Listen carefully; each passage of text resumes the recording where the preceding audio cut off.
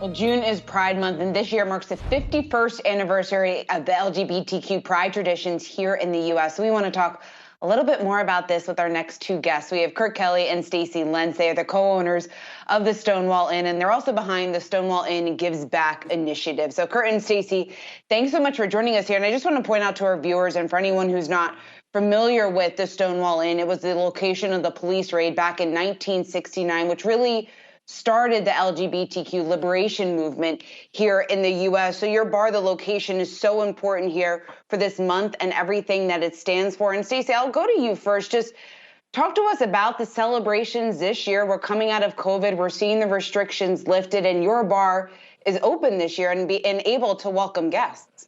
Yeah, I mean, I think that's the biggest thing, right? I mean, last year it was really tough when we couldn't all come together and celebrate as kind of our chosen family.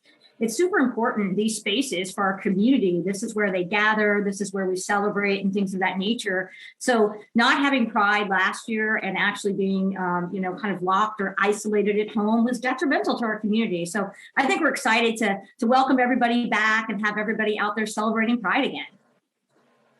Kurt, I just want to get your take on what it was like to go through COVID as not only a bar owner, but a bar owner of a designated historical landmark here. What happened, and how did you make it work for you?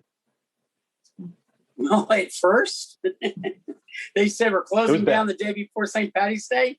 Went to the club, took all the money, 3 cases of liquor, and went home. But no, it impacted our safe space. But the Stonewall Inn is one of the original safe spaces, and the LGBTQ community couldn't go there. So that for the community, it impacted that way. Financially, it just devastated us. But Stonewall Inn isn't the only place. All the bars throughout the country and restaurants were devastated financially. Luckily, we're the Stonewall Inn, and the community is behind us, and they helped us out. So, Kurt, what does it look like for you then going forward? Because, yes, we were able to come out of the pandemic, but there's still so much uncertainty right now. You just got to look forward, and no one's going to put New York in the corner. We're going to survive. It's day by day, and every day you take that punch.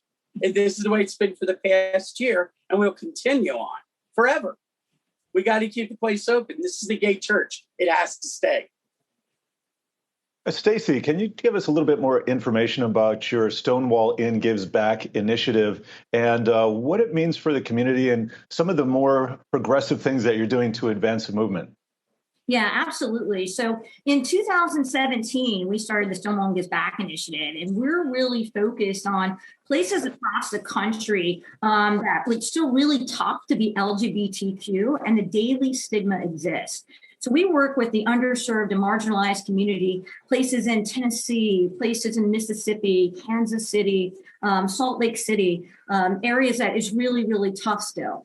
We've also are rolling out a Safe Spaces initiative where we're really saying to communities across the country, we need more safe spaces. So we're asking restaurants, businesses, public venues that actually put up the rainbow sticker during Pride Month and say they're LGBTQ friendly and that they're a safe space. We're going to make them do the work to prove it. We're asking our community what a criteria should look like to make a place designated as a Stonewall Gives Back initiative safe space. And we're going to really kind of hold their feet to the fire to make sure that corporations that say they support us, especially during Pride with the rainbow flags everywhere, that they actually do support our community and fight for things like the Equality Act, which would be a game changer for our community. Stacey, I want to talk a little bit more about that, specifically what corporations can do that they're not doing, and the ones who are doing it successfully. What are the biggest lessons that we've learned here over the last couple of years, just in terms of inclusion and what we can do to better advance that? Yeah, absolutely. I mean, again, some of these corporations are doing a tremendous job. I mean, they've got policies and are really focused on the LGBTQ community in terms of hiring practices and recruiting, and then diversity within diversity of that community, which is amazing.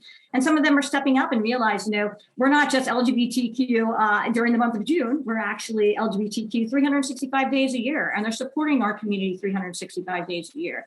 And some of them, and I think that'll be the next wave that we're looking for, where are they donating to? What kind of, how are they using their money? I mean, who are they backing in terms of candidates or political action groups and things of that nature? So again, I think we'll see that really roll out across the country too, as we start to really look at what corporations can do. They love marketing to our community because we have a huge amount of spending power. And I think it's great. And I think we can use corporations to the advancement of our community. But we've got to make sure that they're not just virtual signaling during Pride Month, but they're actually doing the work 365 days a year. Kurt, I want to get your take as a bar owner just a little bit more broadly on the response to COVID here. We've gotten some shifting guidance from the CDC. They've caused a number of fits and starts, you could say, just because there was a lot of uncertainty about what's happening. But are you seeing more certainty now? And how do you see the reopening plan unfolding around you, where you have boots on the ground? Well, it definitely, it's been a day-to-day thing. Like I said, you never know what's going to happen the next day.